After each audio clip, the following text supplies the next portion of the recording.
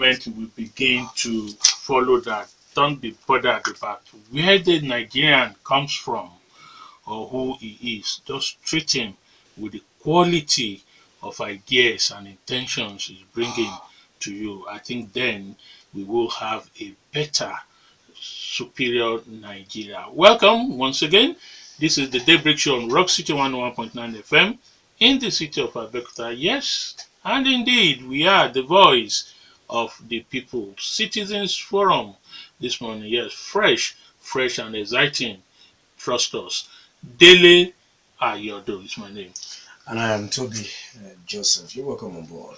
All right, yes, this morning we have somebody, I'm sure those of you who will listen will surely benefit from his wealth of experience from the historical perspective of inside our government house, particularly the federal, and of course, managing media management of information within the government circle. There have been a lot of issues to be. People have even queried the president, why should he have two media advisors?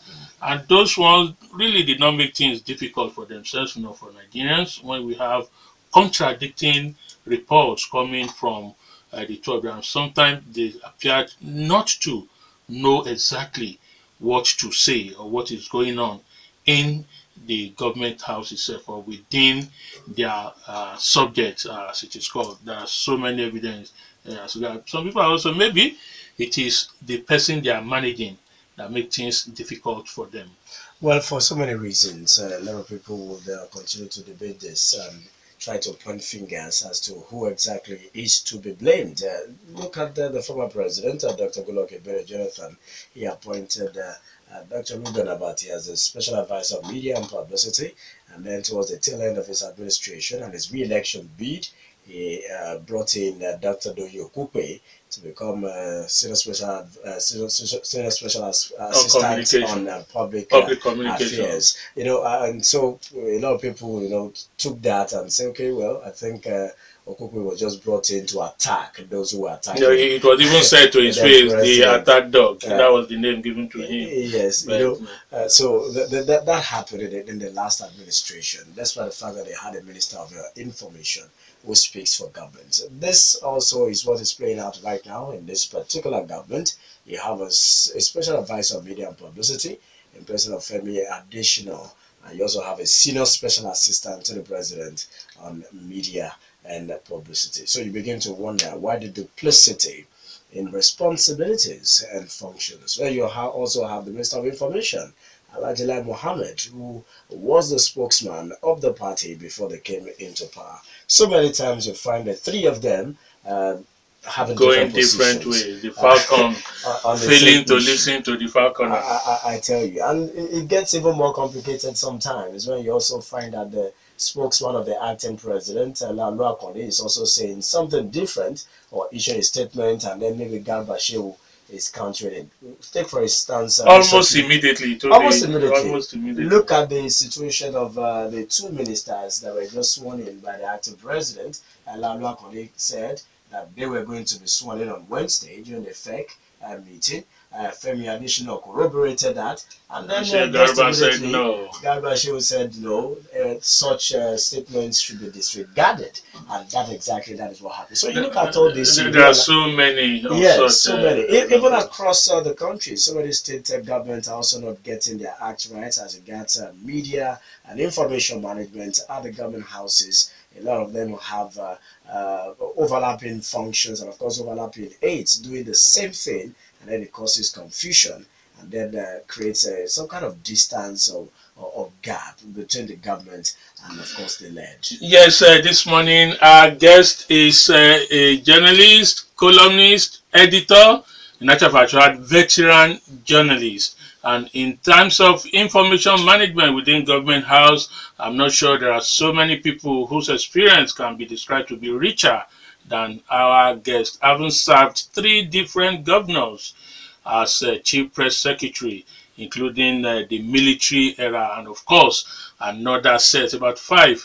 different secretary to the government of the Federation as media advisor, over a decade managing media within the villa, so he knows the villa just like Aguda, the man who carved villa himself. Yes, it's our pleasure this morning to have with us Mr. Eric Olawale Teniola. Good morning.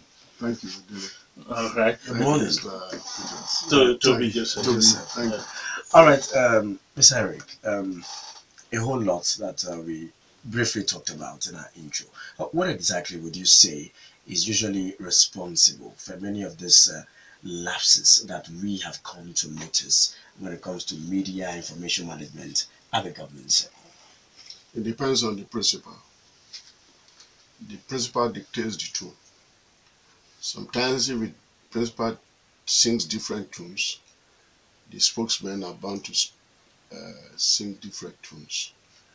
Take for example, I don't know why the president had to appoint two spokesmen, but I don't think it's working for the government as of today. I don't think so, because they came from different backgrounds. Femi is from the south, former MD of the Sun. Gabra was president of the NUD, Guild of Editors later, and definitely coming from one part of the country. I don't know whether Femi Adesina speaks Hausa or whether Garba speaks Yoruba, but definitely it counts. I know Garba does not speak Yoruba. So it counts, and here in the villa you have a president who speaks fluent Hausa. So definitely I will want to believe that Femi is operating from under that position in terms of news management. That's the way I feel. Could you don't you think it's because there's no clear-cut definition of what the role will be? Usually, every administration will have what we call a team of media managers. You could have somebody who is at the head, and then every member of that team has his own defined function. Is this not why we have this? No, first of all, let's look at the present outfit. As you said, you have the Minister for Information. You have two spokesmen. The Minister for Information has his own responsibility. That is government. It's part of government. Why spokesmen are just personal staff of the president. So we have to divide the two. It's not every day the Minister for Information will be seeing the president to know his mind, but it's every day the spokesman must see the president and know his views. So we have, and the Minister for Information managing certain functionaries of government, like the Ministry of Information, like the NOA, National NTA, France, and other. Yeah, those are responsibilities. Those are established bodies. In this case, a different thing to the spokesman. The spokesman during Abacha was David Atta, who died recently. His own business was just to be in the villa and manage the image of the president. But I tell you, the two bodies are working for the same purpose. That's government. There's no way you can separate the government from the personal staff of the president. So that's the way I feel about it, Dele. Okay. What about when we have, like you said, depends on the principal.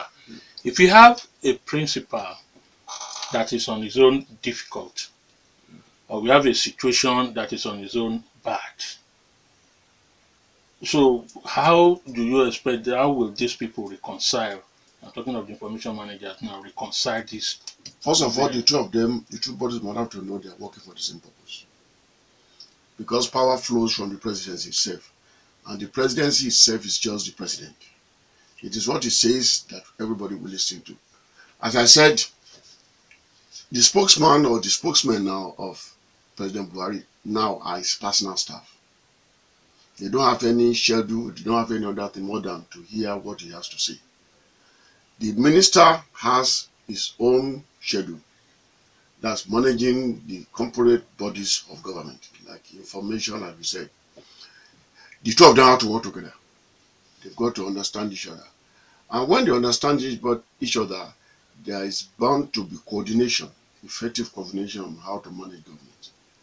Sometimes the ministries, the various ministers or various ministries feel they have to report directly, that's in terms of management, they have to report directly to the minister, and they don't have anything to do with the spokesman of government. Mr. Teniola, you worked at CPS during the military Babangida's era in some government assistance. That was an era some Nigerians would say was a master of propaganda Yeah, and then information twisting.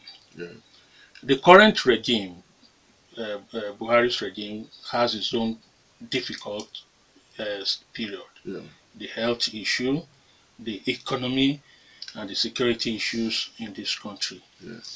Now, for those managing it is obviously a bad assignment. So, which of these instruments can be best used? Propaganda, deliberate misinformation, or twisting information, which some people have accused them of using. The greatest cardinal sin is not to lie. That's the best propaganda in the world. You don't need to lie. Sometimes when the issues come up and there's no solution, you just keep quiet. You allow the masses to interpret and misinterpret. You must not lie to the people. Why do you want to lie to the people? Because they will discover. Even Paul Goebbels, that's the chief propagandist of Adolf Hitler, he lied and lied and lied and lied and lied. In the end, he was caught up in all the lies. Why do you need to lie? Secondly, let's take the situation of the president's health, which I believe is mismanaged now. The way all you need to do is just to tell the people, this is the situation. Nobody wants to be sick. The president is sick. Gentlemen, accept it. That is all. Managing the president is coming tomorrow. He has arrived. Nobody wishes all this kind of rubbish. Tell the truth to the people. Nigerians will understand. And in the last since May that the president has gone, the people have accepted the fate as it is. This is something that nobody prays for, but it has happened. So the most important thing is not to lie. There's no basis for propaganda, falsehood in terms of government. Even though in the military, sometimes my principals, I used to decide we cannot take this thing. It's not that I want to fire myself or fire my job, but when you are in doubt, that's the golden rule of journalism. You leave out. So there's no point in lying. No matter what Femi or Garba will say, the president is not in Nigeria. So what management? The people you are talking to, they are not fools. They know that the president is sick, and what can they do? There's nothing they can do. Sometimes, and there have been a lot of sympathy for the president because of this golden silence. I can see a lot of churches, a lot of mosques praying for the president. Even politicians are no more talking about it because they have accepted, okay, this is what goes on. Let's accept it. Nigerians are no fools. If you tell them the truth, they will accept it. But if you come to mislead them, you tell lies. They know. They know you are lying. Why are you lying about the presidency, or why are you lying about certain objectives? This thing is not working. It's not working. This is the way I feel, Dele. Okay, Mr. Teniola, one thing that is basic everywhere is that everything rises and falls on leadership. All right, it has to do with the leader.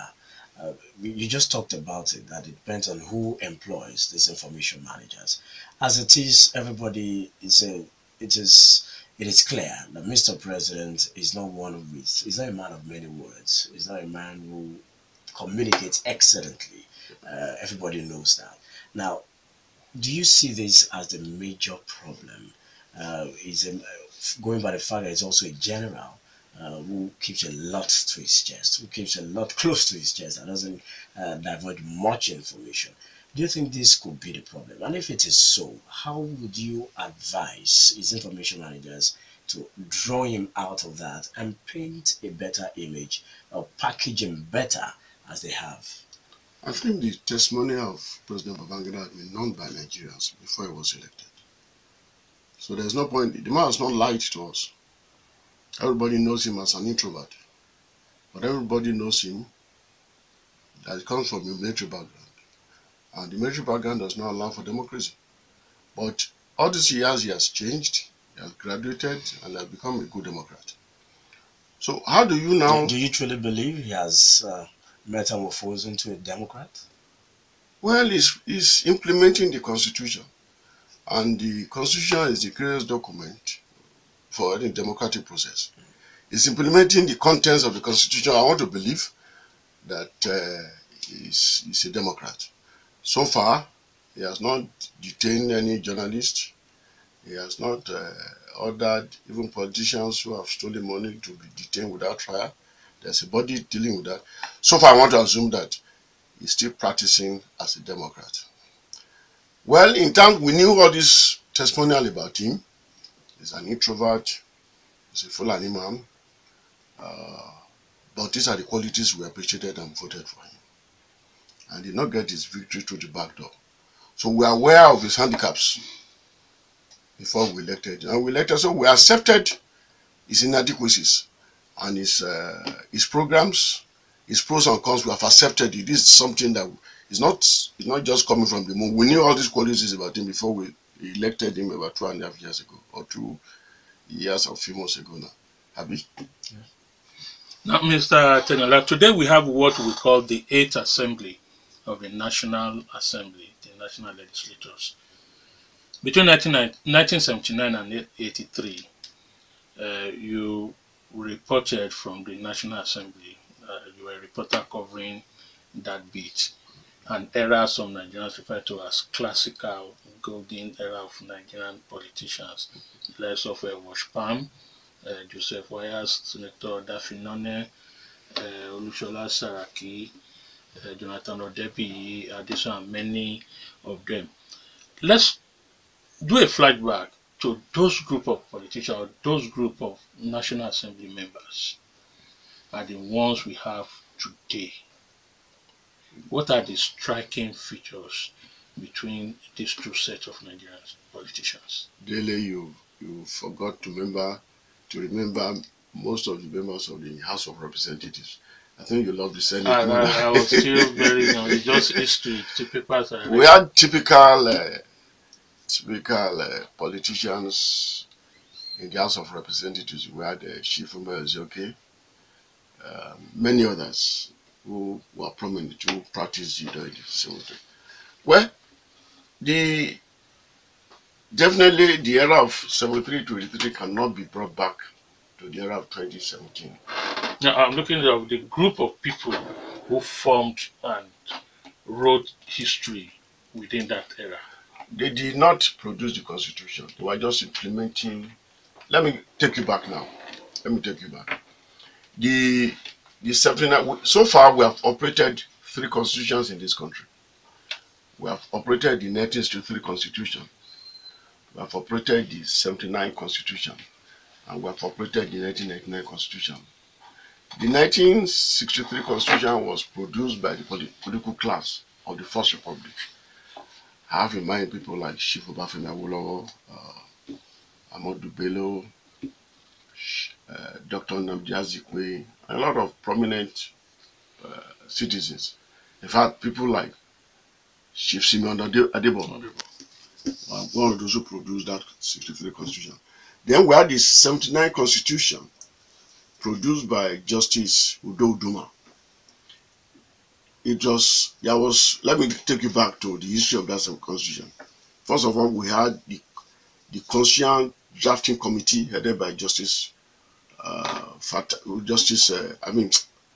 Rotimi Williams. Then, of which Awolowo was appointed, people like Kamisha Olashobu and others were appointed. Chief Awolowo opted out, making it just 49.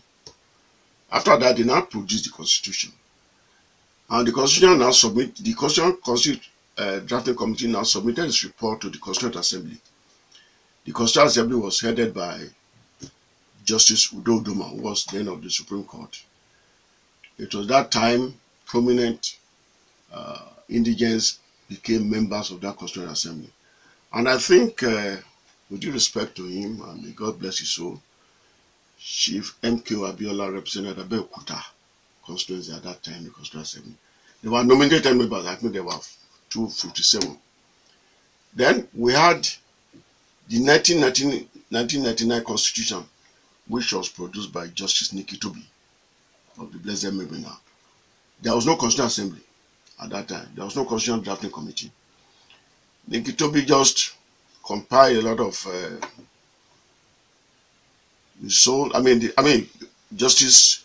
General Absalam compiled a lot of people and gave it to Tobi.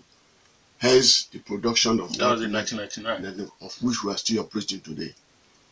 Very faulty agenda, agenda, very, very faulty, full of so many interpretations and full of many errors.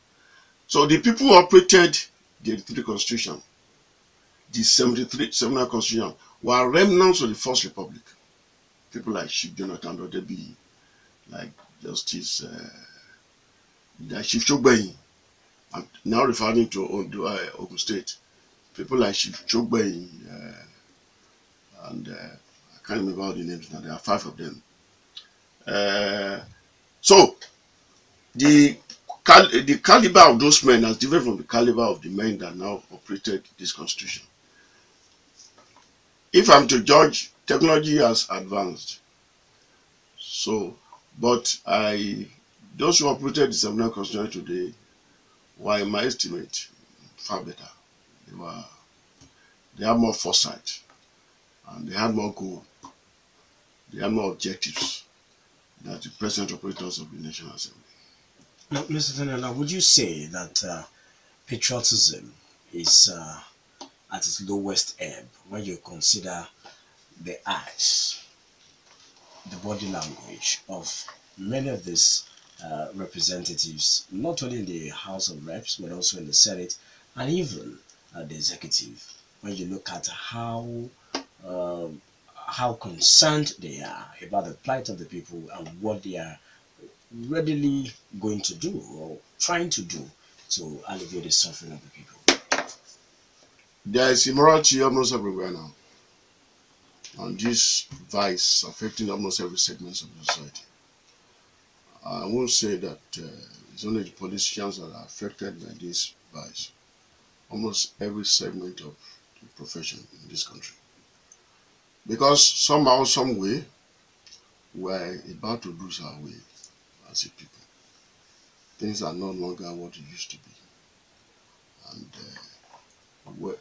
there's increase in the social vices.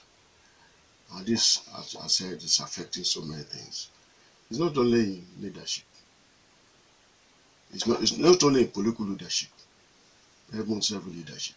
These churches, mosques,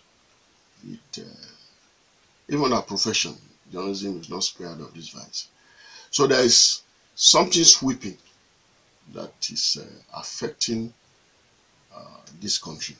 And that's why it's used to say that the parameter for judging our national objectives should be redefined.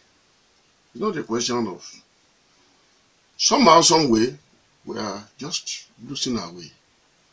And it's unfortunate. And this thing is affecting administration, it's affecting governance, it's affecting almost every institution. So it is wrong to say that it's only the political class that are affected by these vices I'm talking about. Almost no other institution can be spared today. Let's call it a spade a spade. Even in homes, in very homes, it's affecting various homes. There's high degree of silence in many homes, in many families. There's division, silence in many homes, among children, among fathers, in the family. So it's not only the political leadership, it's affecting almost every institution. I don't know. With this alarming picture that you have also painted, do you see Nigeria surviving? Can we salvage this Nigerian project? Well, we shall survive. We shall survive. Because the political crisis, the political class that created these problems cannot allow this country to break up. Why would they enjoy their money if the country break up? So somehow, some way, the political class that created the problem will come and salvage the country. But right now, let's call a spade a spade. We're in bad shape. Okay, we are in bad shape, you said. If you look at the reasons given for all the coups from 1966 till the last one, the successful and even the unsuccessful coups in this country, appears to be the same.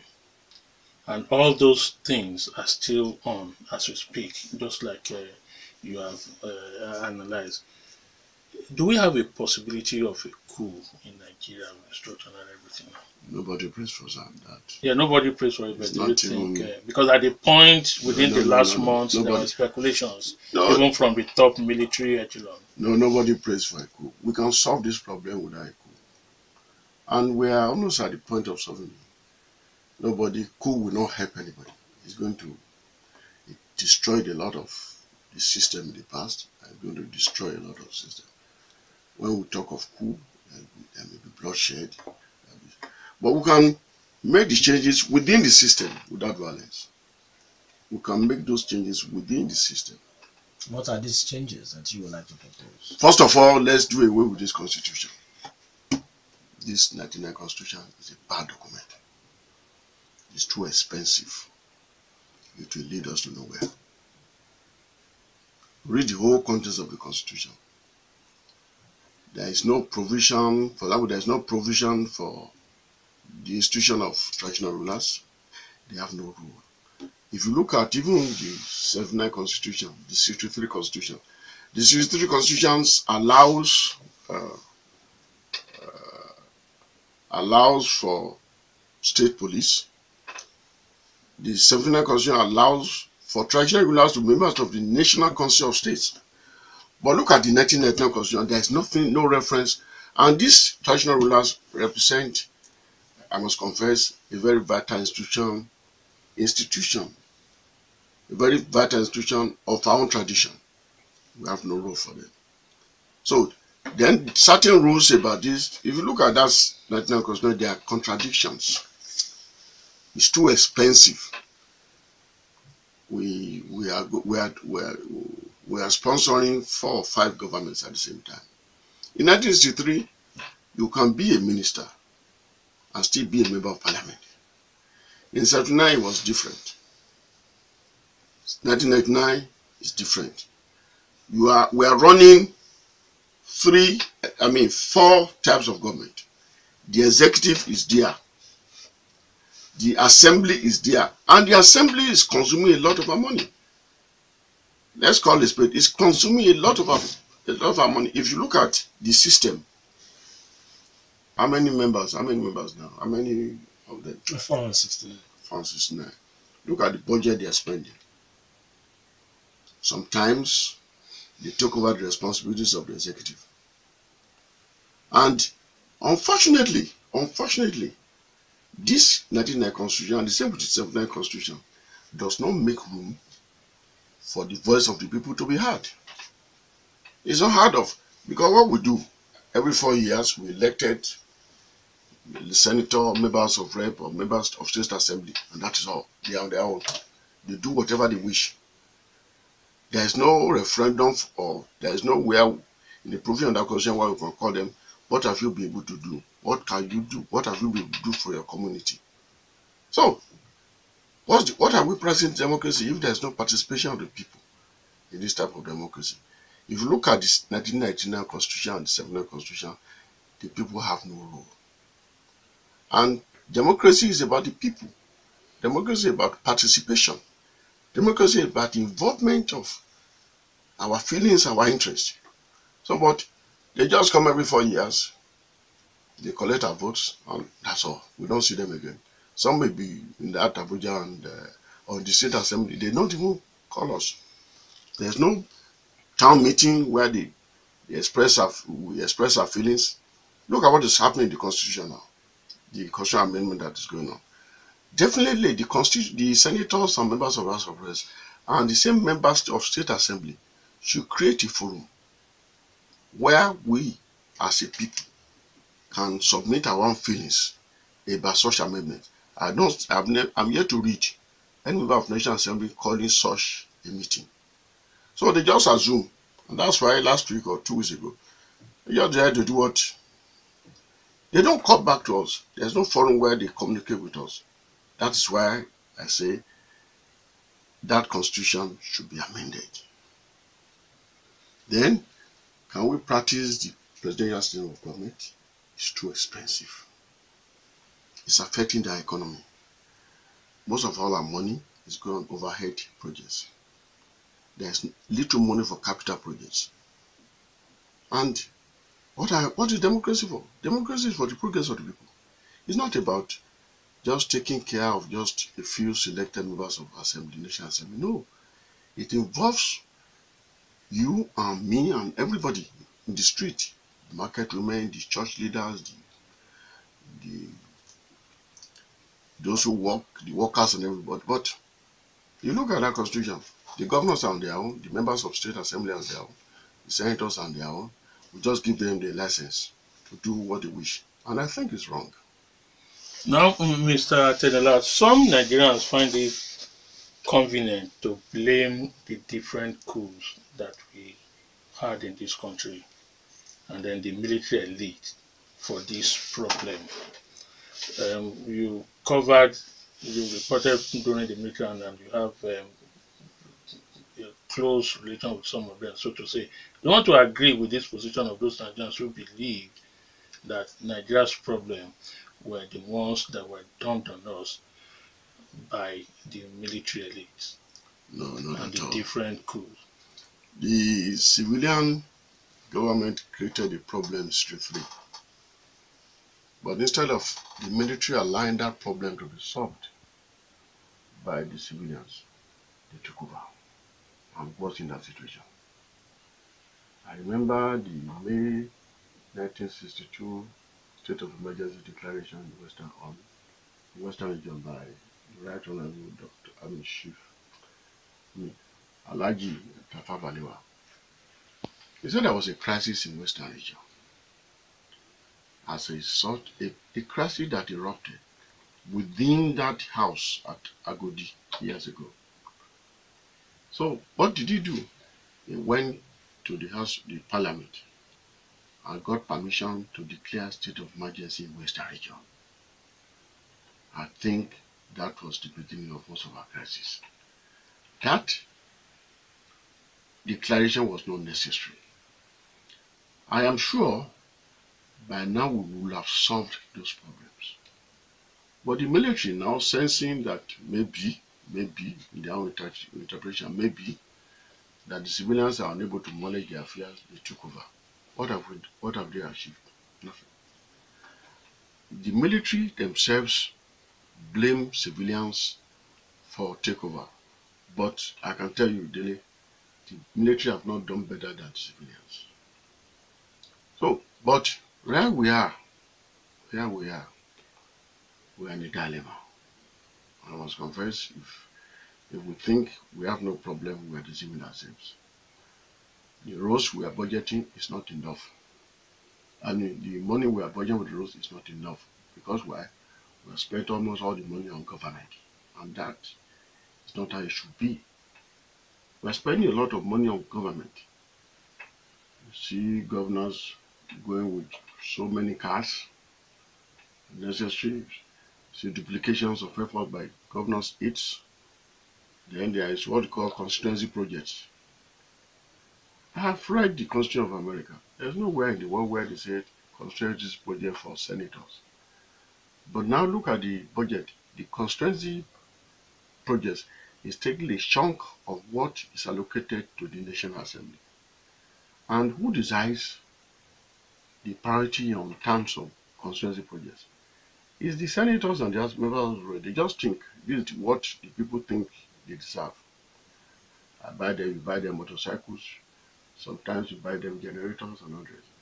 Instead of upping that same money to the energy sector, so that the energy sector could, you see the governors are doing this one, the National Assembly people are doing this, they call the constituency projects. So duplications here and there, and that should not be in the constitution. Members of National Assembly are just there to make laws. They are not there to carry out constituency projects. Now, let's look at the role of our constituency in all this crisis, the media. Some people have said the Nigerian media have failed to in its duties. Some people will also say we are not patriotic, that we help to amplify many of these crises. They are quick to the reportage on Boko Haram, kidnapping, and even the crisis within the political caucus. That to say that it's convenient for politicians to say it's a makeup of the media. What's your view on this? Well, as I said, the media cannot remove itself from the social malliance that's on. But then, how do you blame the media? Is it the media that caused Boko Haram? Is it the media that encouraged kidnapping? Is it But the sometimes the way it is being reported looks as we are creating, you hear a lot of more also. sensationalism? Yes, sensationalizing those reports and sometimes outright falsehood. It depends on your interpretation. But I look at it this way. As I said, there is social crisis. The crises are multiplying every day. And what can the media do? The media did not create these problems. The media does not ask anybody to go and rob. The media does not encourage the policeman to take bribe. No. The media is just reporting of the events that are taking place in society. Somehow we can overdo it, but that is not to say that the media should be blamed for everything that has happened. No, not at all. Okay. The other side is this. What to you is this so-called restructuring? What does it mean? How will it look like? I have listened to the Afro group. I've listened to the Ohanese and the Arewa youths who are champions of this campaign for restructuring. I've read the Yoruba agenda, which is very beautiful. I think we got to this restructuring thing because certain areas of this country are overloading the abuse on their towers on the rest of Nigeria. If there has been equity, if there has been fairness, if there has been justice displayed by leaders of government, there was no need for so-called restructuring. But you see that some sections just decide they own this country and others should not own it. Where's the need for restructuring? They decide every appointment should go to them, should be owned by them, and others should not. That is my own reason why some people are calling for restructuring. But the one that really shocks me most is the situation in the Niger Delta. It's a hopeless situation. What's going on there? They have no land. They have nothing. The pollution and the environmental pollution has taken over their land. They can't fish. The oil companies are not helpful to them. The situation in Niger Delta deserves special mention. And I think I was reading papers yesterday where I think the Minister for Finance, Mrs. Ayodo, said 84% of the bad money comes from Lagos. But I tell you, Lagos have been abandoned by the federal government. This same area that contributes 54%, this same area has been abandoned by the same government. And now we say we should share money on the basis of equality. That's where that's where the grievances comes from. It's not a question of restructuring. We like to live our brothers, but restructuring is a result of the malfunction of government. And that issue must be addressed quickly. They said we should implement the 2014 National Conference. But that was the 205 conference by Justice Tobi, of which has not been addressed. So when they talk of restructuring, all these grievances must be carried out in amending the Constitution. But how do you amend the constitution without the support of those who are not allowing others to operate the system, You are beneficiaries who are beneficiaries? of the bad system. So, and they are still in majority. All right, at this junction, we would like to take a break here for the national news at 10. When we come back, we'll continue our discussion. We still have in the studio veteran journalist, editor, Mr. Eric Teniola. Stay with us, we'll be back. Still being there, the Daybreak Show, Rock City 101.9 FM, here in Abeokuta. Citizens Forum this morning, we have with us a veteran journalist, editor, columnist, and of course, information manager, particularly within government circles, Eric Teniola. Before we turn over the microphone to you, the listener, let me just ask this question. The Yoruba adage, a Yoruba adage says, if you have the elders in the place where things are going wrong, they will straighten it. Yeah, yeah.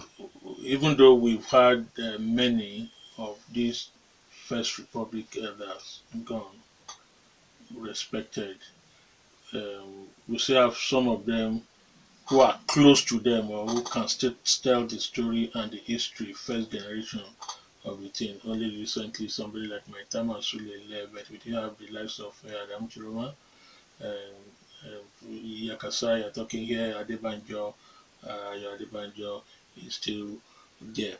What role can we give these people to help us salvage the present Nigeria? We continue to listen to them and listen to their advice.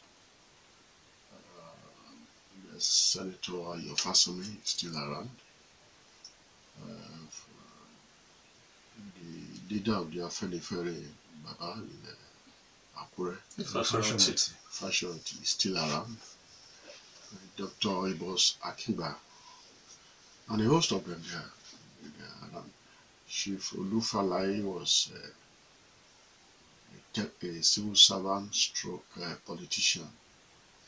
He was a permanent secretary, and I think Secretary to the it was first of all, he was a director in the national budget planning, where people like Chief Ezeife, Chief Oyegun worked under him years ago. Before he too became a permanent secretary, and later secretary to the government of the Federation and Minister of Finance. We can listen to them, they have a lot of experience and wisdom that we can share. We have a lot of them around the restaurant. Although we cannot have people like Chief Simeon Adeboye, Chief Oyegun, Chief Adegun, Chief Olubumi Thomas, Chief Ayodina. These are technocrats who contributed their best to the development of humanity in Nigeria. Well, as you said, Dele, we have to listen to them. Our elders, we have to listen to them. And if we listen to them, we cannot miss our way. On the other hand, sir, some people have also said they are the ones, this group of Nigerians you mentioned, I mentioned, or talked about, are the ones who have created this problem by laying a faulty foundation. It is those who create a problem that can solve a problem. If they created the problem, they can still solve the problem. It's a pity people like Chief Obafemi Awolowo are not around today, or the likes of Taisho Larry. But it is those who created problems that can solve problems. We can't say because they created the problem, they cannot listen to them again. All right, let us throw open the studio lines 0809 868 7344.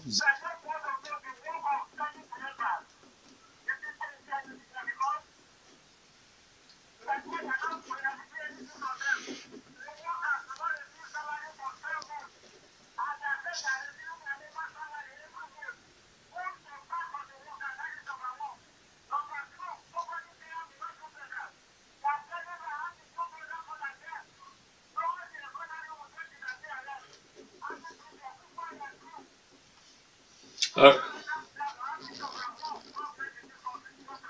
all right, thank you. Amen.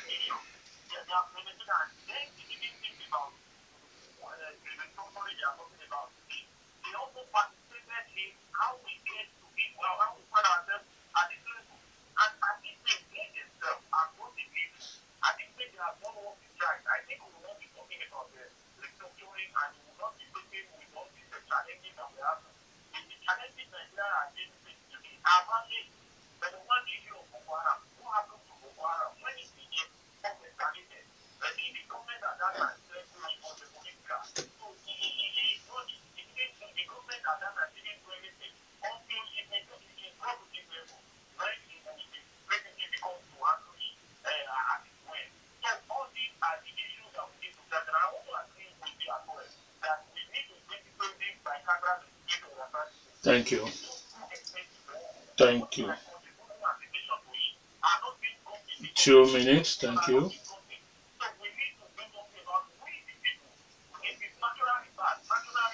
Thank you. All right, let's add this one and then. Yes, I've listened to the callers, very objective callers. First of all, as I said, Nigeria needs a new direction.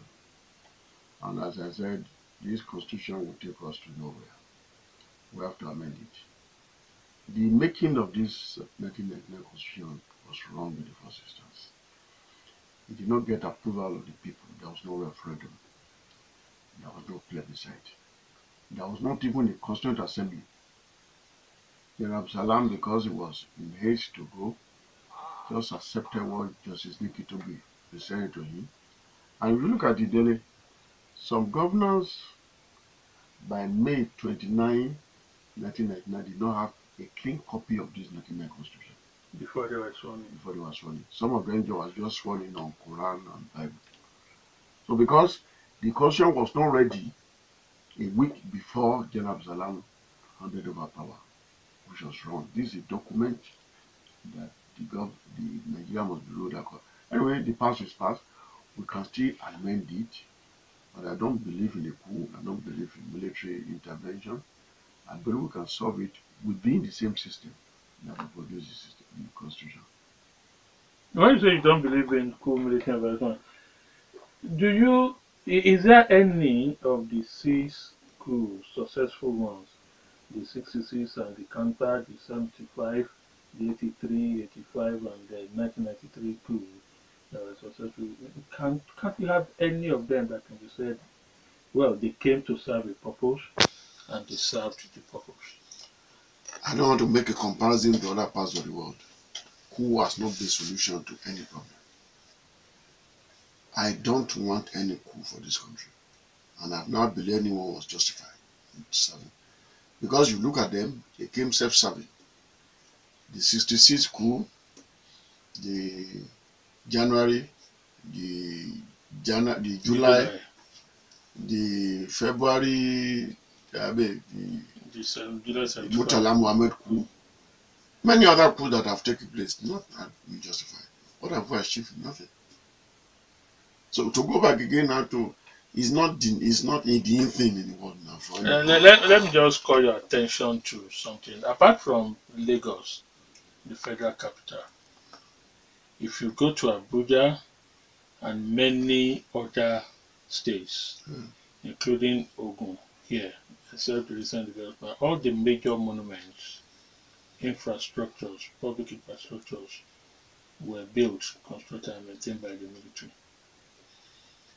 I like to disagree with you. In Ondo State, where I came from, where I am from, the state assembly was built by the civilian government of Chief Makadikuna Ajashi. Yeah, because it was a necessity for them. They And need to use. don't forget They need to use that way. Look at the roads. Look at the economy, the bank, the then bank that are created there.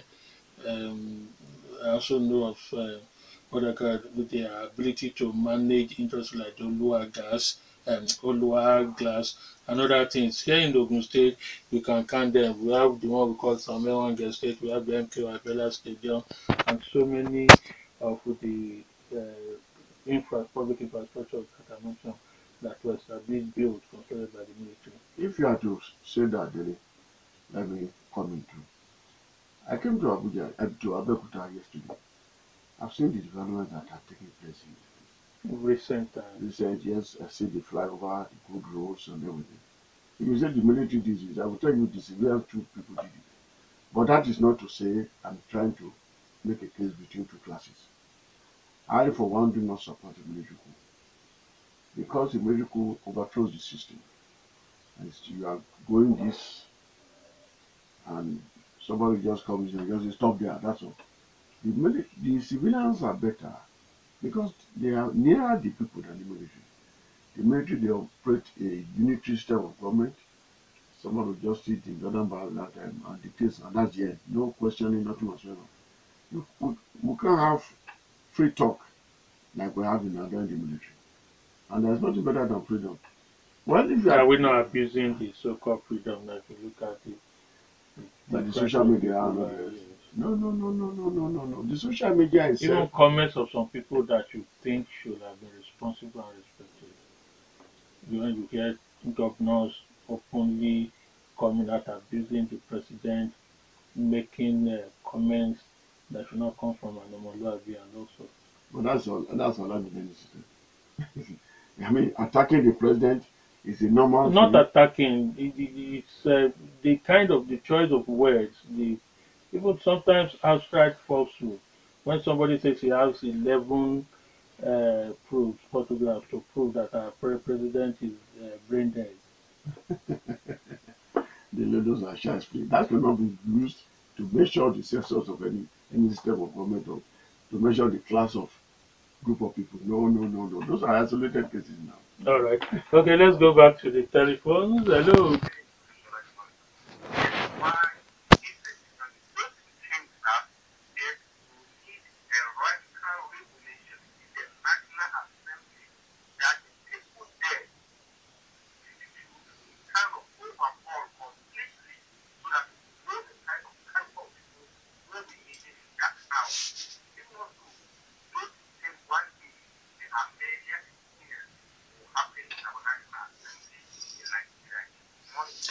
All right, thank you. 32120 for the short code. Just send your message there, type ROCK. We'll soon visit it. Hello. Well, I've listened to. I'm happy that at least somebody is supporting me that there should not be a need for it in this country.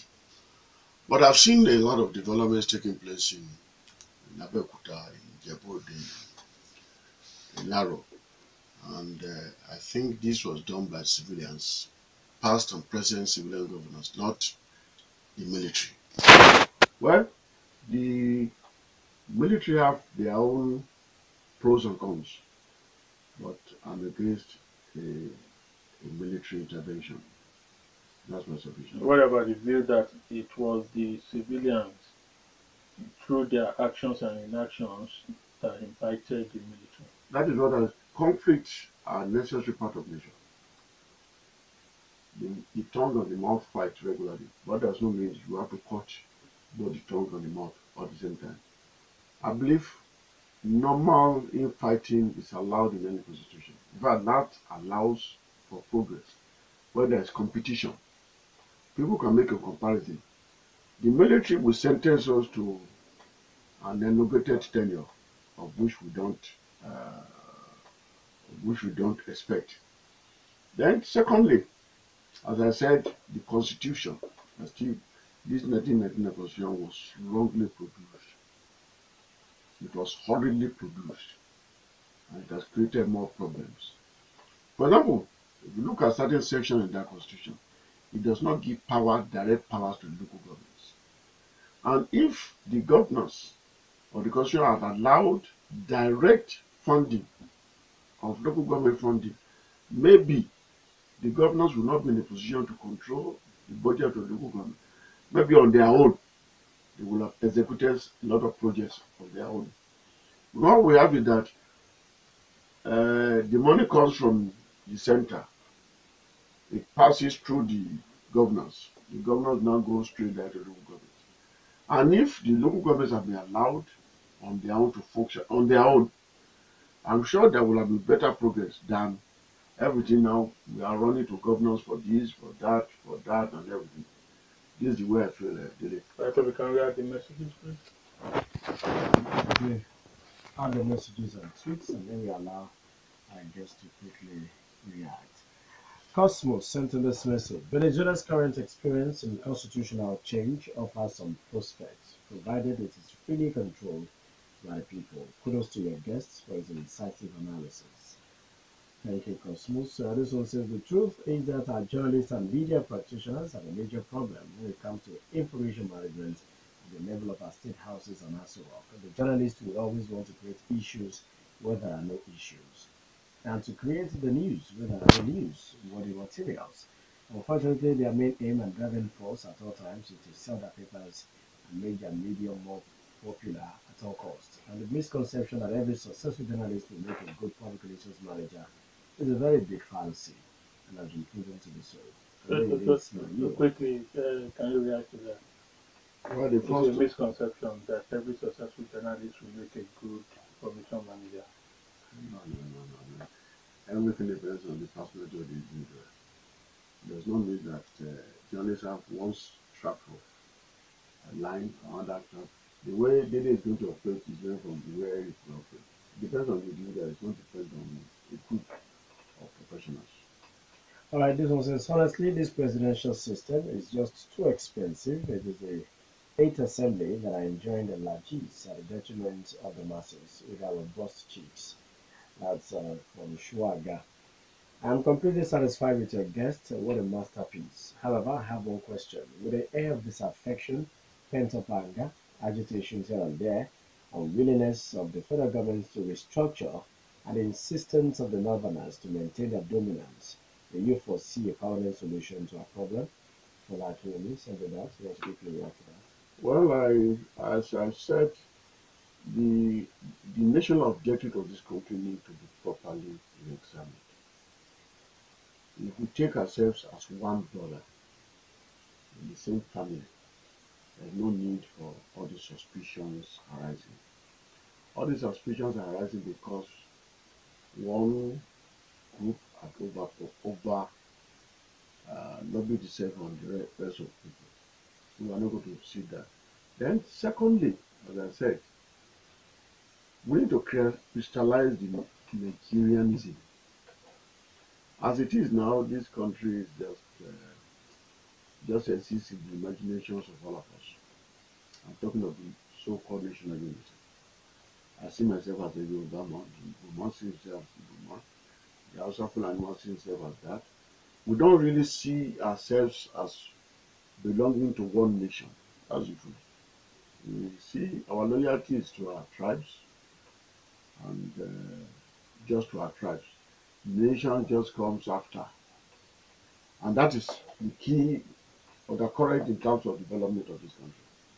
If we have taken ourselves as one, I take myself, I don't need to bother whether somebody is from Igbo extraction or Fulani or Hausa or Edo or anything. But because we ourselves have not behaved as one people, all these things, suspicions arises.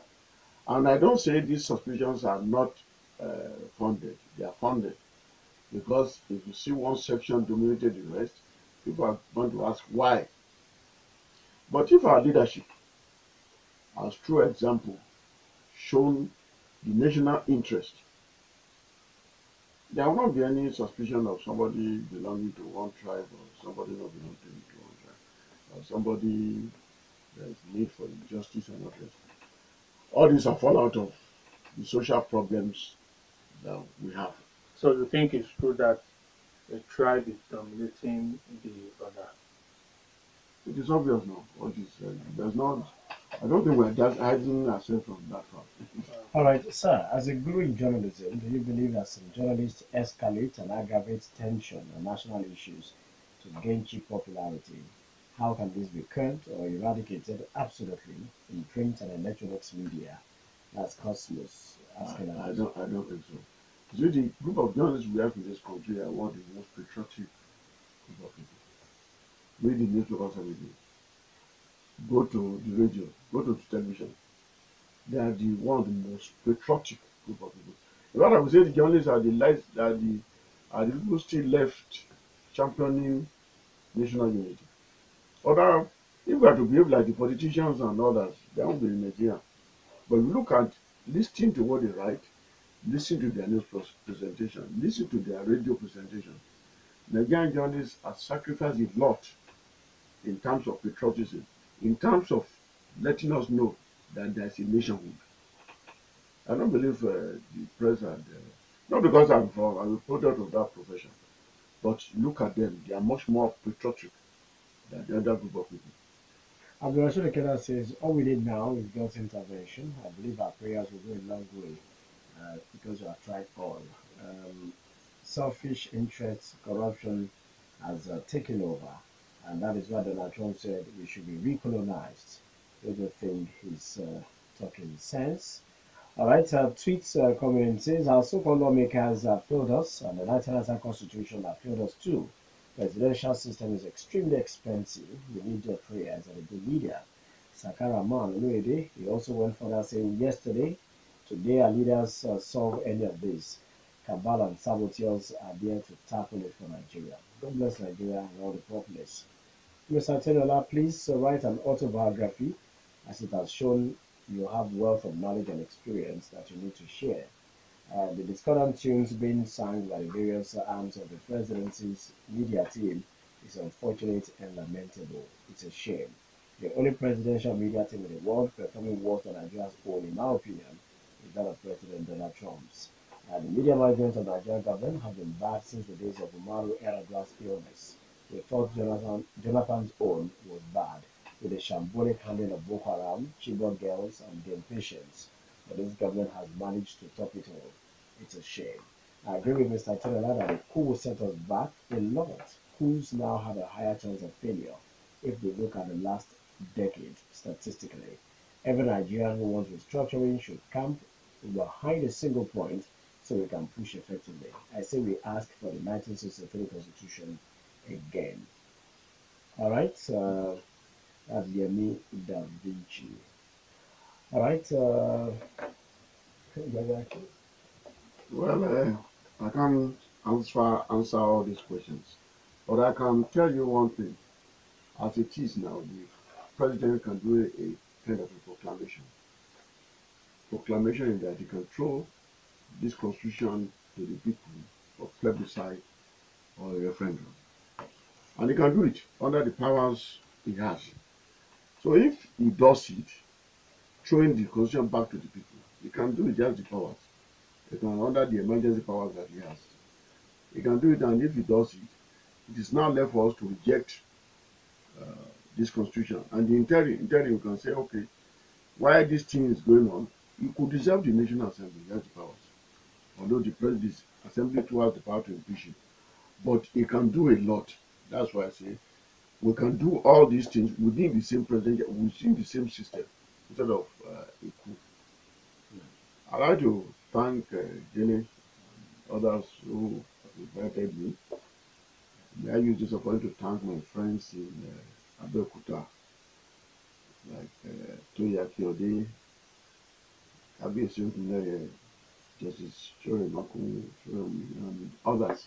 I've enjoyed my stay, and God bless all the listeners. I've seen a lot of changes that has taken place in Abeokuta. And I like to come back. I like to come back. All right, we are happy to have you. Thank you. All right, thank you very much. That's our show this beautiful Thursday morning. We appreciate every one of you who participated, those who called, those who tweeted, those who sent messages, or those who just listened, whatever they are. Join us again tomorrow. That's an open edition of the show. Thank you very much. You and I really appreciate your input and contributions. Thank you. Bless you. I am Tobi. Joseph. Have a wonderful Thursday. All right, I'm sure, like we said, you've enjoyed our guest, editor, columnist, journalist. In actual fact, he was the correspondent for Punch newspaper covering the National Assembly between 1979 and 1983. He has also worked as chief press secretary to three different governors. I remember clearly that of the military administrator for Ondo State, the then Navy Captain Bode George. He has also My managing governor too, General Lukade Opaleye. Opaleye, yes. Ekundayo Opaleye, my former boss. Yes, and he has also managed information right in the villa for over a decade. Once again, it's a pleasure having you. Thank you. Dele Ayodo is my name. I say God bless you all. God bless Nigeria. God bless Rock City.